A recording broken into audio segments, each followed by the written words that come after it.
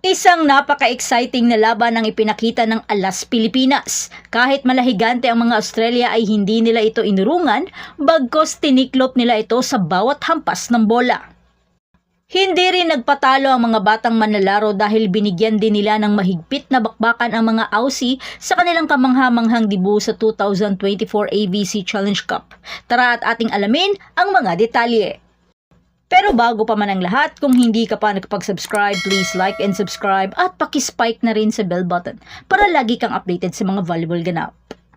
Sa kanilang unang laban, humarap ang Alas Pilipinas sa Australia at nagsanib puwersa ang kupunan sa kanilang kahusayan at pagkakaisa sa determinasyon, kaya sa huli, nakuha nila ang kanilang unang tagumpay. Sina Gia de Guzman, Cici Rondina, Ea Laure at Angel Canino ay nagningning sa buong laro na gumawa ng mga kahangahangang laban, lalo na ang kanilang koneksyon sa court ay tunay na kamangha-mangha.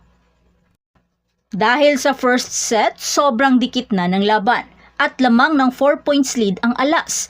Pero dahil sa mga unforced errors at matinding blockings ng Australia, dito sila di nakarecover at naungusan na sa kanilang score na 22-25. Sa second set, bumawi ng husto ang Alas sa kanilang atake. Pero nang unti-unti nang nahabol ng Australia ang Pinas sa score na 15-14. Dito na ipinasok ni Coach Jorge si Bunny Gandler na nagdulot ng malaking pinsala sa Australia dahil sa kanyang mga mabibigat na service aces. Kaya lumamang ng husto ang Alas na di na nakabangon pa ang Australia sa score na 25-19. Sa third set, di pa rin magawa ng paraan ng Australia ang tindi ng mga blockings ni Gagatis sa kanila. Habang nagbibigay ng mabibigat na mga service aces ang Alas, talagang nagiba na ng husto ng Pinas ang reception at pasa ng Australia. Bagamat pinilit man ng Australia na depensahan ang Pinas, pero sadyang malikot ang kamay nila Cici at Ea. Samahan pa ng mga malalakas na hampas ni Canino, kaya nasungkit pa rin ng Pinas ang panalo sa third set sa score na 25-16. Pero sa fourth set, di na pinagbigyan pa ng Alas Pilipinas na makadikit ang Australia this time. Talagang porsigido na sina Gia at Cici na tapusin ang bakbakan. Pero nang sunod-sunod nang nagkanda error ang Alas, medyo humabol ng bahagya ang Australia lalo na at umarangkada si Inskip sa kanyang mga malalakas na atake. Pero Gia de Guzman, napakataba ng utak at inisahan ang mga blockers ng Australia, kaya Fifi Sharma patuloy sa pagbigay ng mga malulupit na quick attack. Kaya na-match point nito ang score sa 24-19. Bagamat pinilit man ng Australia na humabol sa isang service ace ni Stevens, kaso Gia at Cici nagbigay ng isang combination play na tumapo sa 4 set lamang na bakbakan. Nakapagbigay ng 12 killer blocks ang Australia, samantalang ang Alas ay 7 blocks lamang. Pero bumawi naman sila sa service department na nagdulot ng malaking danyo sa Australia na may 9 na service aces. At nilimitahan rin nila ang attacking point ng Australia dahil rin sa magandang floor defense nila, Nerva at Makandili Katindi. Pinuri naman ni Coach George Souza de Brito ang kahusayan sa pag-set ni de Guzman. Binigyan diin ang kanyang pamumuno at karanasan. Buong puso nilang nilaro ang kupunan at sinuportahan ang isa't isa na malinaw na makikita sa kanilang pagganap.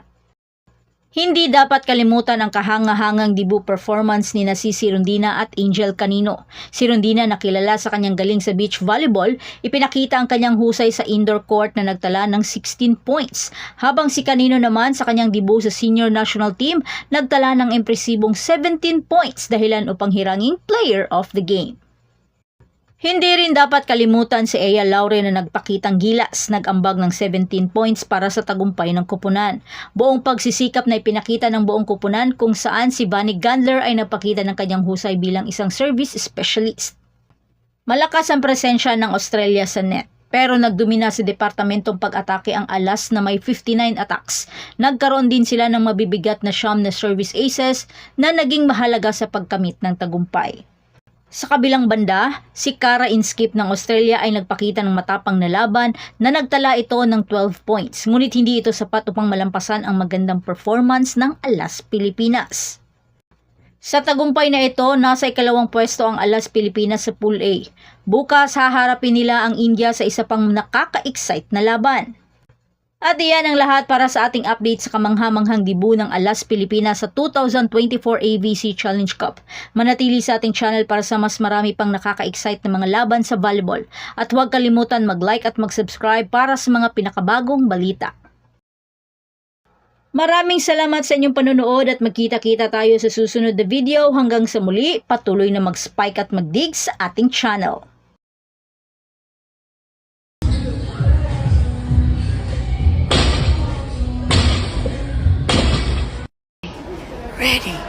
Ready, 1, 2, 3.